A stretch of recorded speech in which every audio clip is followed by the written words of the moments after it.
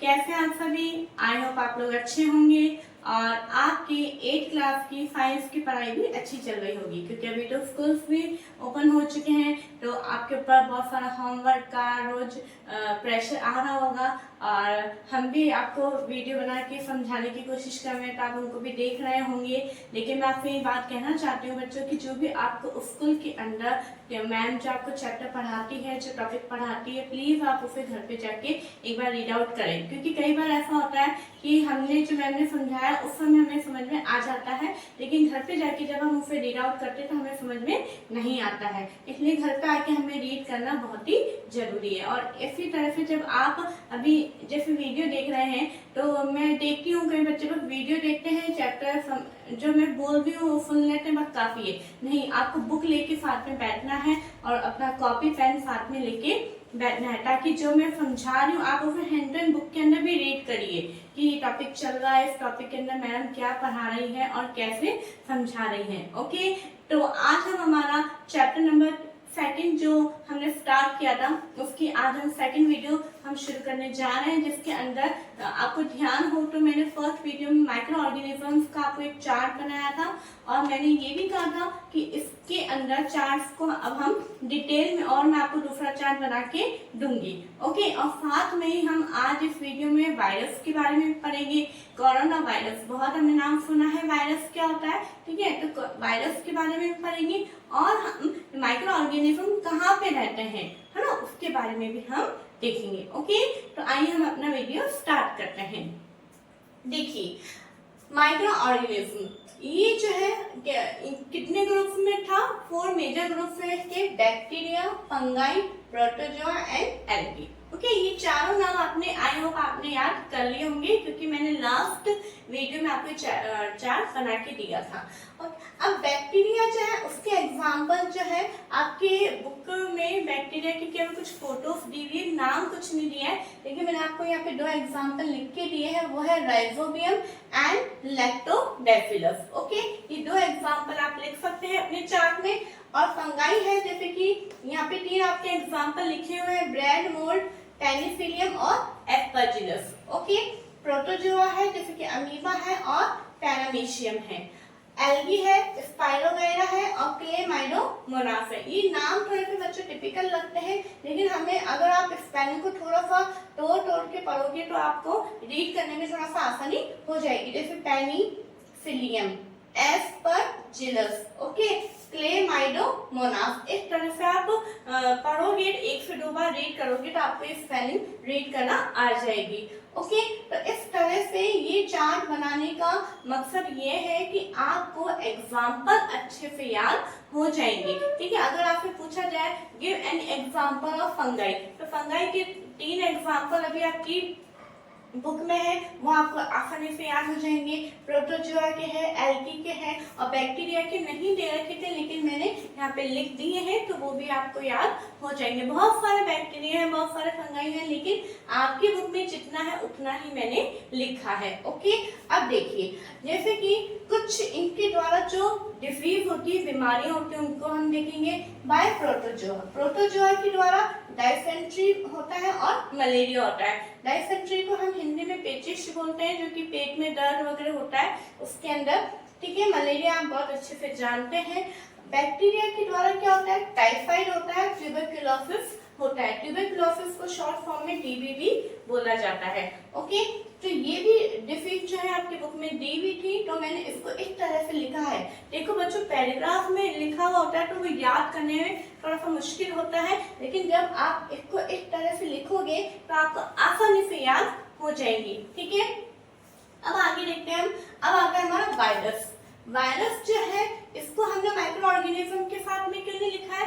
क्योंकि they are also microscopic. ये भी माइक्रोस्कोपिक होता है, मतलब ये भी इतना सूक्ष्म होता है कि इसको भी हम अपनी आंखों से नहीं देख सकते, लेकिन हमें इसको देखने के लिए माइक्रोस्कोप की जरूरत होती है। इसलिए क्या लिखा है कि ये भी है तो microscopic, but are different from other micro organism, परंतु ये इन माइक्रो ऑर्गेनिज्म से थोड़े डिफरेंट है, इसीलिए वायरस को इसके साथ में मेजर ग्रुप में इंक्लूड नहीं किया गया। आ रही बात समझ में? ठीक है, वायरस जो है वो अलग है। अब they reproduce only inside the cell of the host organism. Virus की कंडीशन है कि अगर इसको अपने अंदर ग्रोथ करनी है तो इसको जब ये रिप्रोड्यूस इसको करना है तो कहाँ होगा, कोई भी होस्ट होगा उसकी कोशिका के अंदर, उसके सेल के अंदर जाके ये मतलब अपने आप को रिप्रोड्यूस करेगा। जैसे कि हम कोविड के टाइम में हम देखते थे, हम किसी के कांटेक्ट में नहीं आते थे, क्यों? क्योंकि जो वायरस है वो उसको कुछ चाहिए, अगर वो किसी के कांटेक्ट में आया तभी वो अपने आप में ग्रोथ करता है, ठीक है। अब ये जो होस्ट है वो कुछ भी हो सकता है, प्लांट, एनिमल, कुछ भी, और अदर ऑर्गेनिज्म भी हो सकते हैं, ओके। अब इसके द्वारा कुछ कॉमन डिसीज है जैसे कि कोल्ड है, ओके, इन्फ्लुएंजा जिसको हम फ्लू यानी बुखार भी बोलते हैं, कफ है, ये किसके कारण होती है, वायरस के कारण होती है। अब जैसे सीरियस डिसीज यानी बहुत ज्यादा भयानक जो बीमारियां वो कौन कौन सी है, पोलियो है और चिकन पॉक्स है, ओके। चिकन पॉक्स जिसे हम आता भी बोलते हैं, और पोलियो जो है आपने देखा है कई लोग जो है अलग अलग उनके कई हाथों में होता है, किसी के पैरों में होता है, तो अगर एक बार ये पोलियो हो जाता है तो फिर हमें इसका कोई ट्रीटमेंट नहीं है। इसलिए यहाँ पे मैं एक बात और कहना चाहूंगी कि हम देखते हैं मतलब जो छोटे बच्चे होते हैं उनको पोलियो की दवाई पिलाई जाती है, तो जब भी पोलियो का अभियान चलाया जाता है और अगर आपको नॉलेज है और आपके अगर सराउंडिंग में कोई छोटे बच्चे हैं, नॉन में कोई छोटे बच्चे हैं, तो प्लीज आप उन्हें जरूर से बताया करें कि आज पोलियो की दवाई पिलाई जाएगी और आप उन्हें लेकर जाएं, ओके। क्योंकि अगर पोलियो की ड्रॉप नहीं दी जाती है तो उसके अंदर पोलियो का वायरस आने का पूरा डर रहता है, और एक बार अगर वायरस अटैक कर लेता है तो उसकी पूरी लाइफ स्पॉइल हो जाती है, ओके बच्चों। अब हम देखेंगे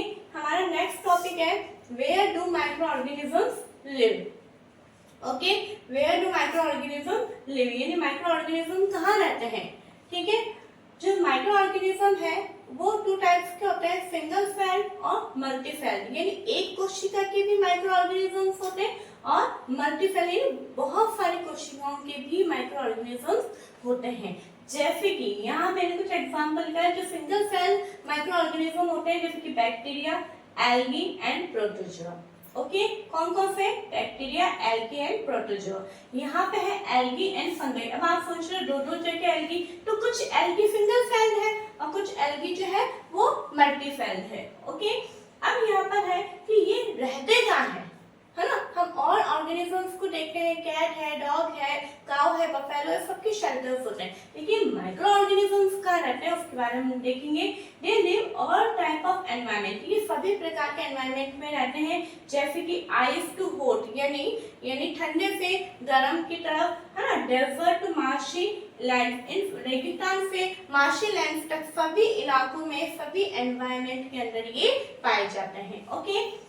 फिर और कहाँ रहते हैं ये, inside the bodies of animals and humans. जैसा कि हमने देखा था कि जो वायरस है वो कहाँ पर रिप्रोड्यूस होता है, कहाँ अपने आप में ग्रोथ करता है, वो होस्ट की सेल कोशिका के अंदर रहते हैं, और कोशिका हमारी बॉडी के अंदर होगी, ठीक है। इसीलिए ये कहाँ पे रहता है, ये एनिमल्स और उसके अंदर ह्यूमन भी इंक्लूड है, उसके अंदर रह के वो अपना शेल्टर लेता है, ठीक है। सम ग्रो ऑन अदर ऑर्गेनिज्म, कुछ माइक्रो ऑर्गेनिज्म जो है दूसरे ऑर्गेनिजम्स के ऊपर रहते हैं, अदर एग्जिस्ट फ्रीली, और कुछ माइक्रो ऑर्गेनिज्म जो है वो फ्री रहते हैं यानी मुक्त अवस्था में इधर से उधर दौड़ते रहते हैं, ठीक है। तो आज हमने इस चैप्टर का थोड़ा सा बेसिक और हमने जानने की कोशिश करी। जो आपके चैप्टर में थ्योरी दे रखी थी उस थ्योरी को मैंने कुछ पॉइंट के रूप में, कुछ चार्ट्स के रूप में लिखा है, और मैं ये रिक्वेस्ट करती हूँ कि प्लीज आप अपनी नोट कॉपी बनाइए साइंस में, और जो है इसको आप लिखिए, क्योंकि आप जब तक लिखेंगे नहीं, आप अगर ये सोच रहे हैं हाँ मैंने देख लिया मुझे याद हो जाएगा, तो हमारा माइंड कंप्यूटर नहीं है, ओके। तो हमें ये लिखना है ताकि लिखा हुआ आप उसे एक नहीं, 2 बार 3 बार आप उसे रिवाइज कर सकते हैं, क्योंकि अभी आपके जब एग्जाम्स आएंगे तो आपको ये सारी चीजें बहुत ही हेल्प मिलेगी। और ये जो चार्ट्स है वो आप एक पेपर के ऊपर बना के आपके अलमीरा के ऊपर और ऐसे आप लगा सकते हैं, ताकि चलते फिरते भी आपको ये चीजें याद हो जाए। जब ये याद हो जाए, 2 चार्ट आपने लगा दिए, ये याद हो जाए, तो इनको हटा के दूसरे और चार्ट आप लगा सकते हैं। इस तरह से आपको आप करके देखिए, आपको बहुत सारे पॉइंट आपको याद हो जाएंगे। और लगा के रखने का ये मतलब नहीं कि हाँ हमने लगा के रख दिया, ठीक है, लेकिन हमें उन्हें देखना भी होगा और देख के हमें उन्हें पढ़ना भी होगा ताकि हम उन्हें याद कर सकें। ओके, आई होप आपको ये मेथड अच्छा लगा होगा और आप इसको फॉलो करेंगे। ठीक है, और अगर आपको ये वीडियो अच्छी भी लग रही है, कुछ ऐसा लग रहा है कि आपको इससे हेल्प मिल रहा है, तो प्लीज इसे लाइक करिए और अपने फ्रेंड्स को ज्यादा से ज्यादा शेयर करिए ताकि वो भी इनका लाभ ले सके। Okay, thank you so much.